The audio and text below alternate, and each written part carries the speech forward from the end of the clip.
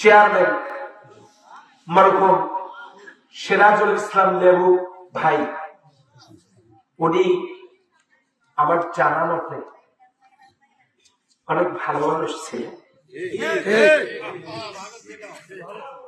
আল্লাহ তাআলা তাকে যেন মাফ করে দেন, আমিন। তার কবরটা যেন আল্লাহ জান্নাতের টুকরায় পরিণত করেন, আমিন। তার বিধবা স্ত্রী পরিবার আল্লাহ যেন তাদের উপর রহমত নাজিল করেন, আমিন। সেই সাথে এই এলাকার যত গুণীজন দুনিয়া থেকে বিদায় নিয়েছে সকলের জন্য দোয়া করছি।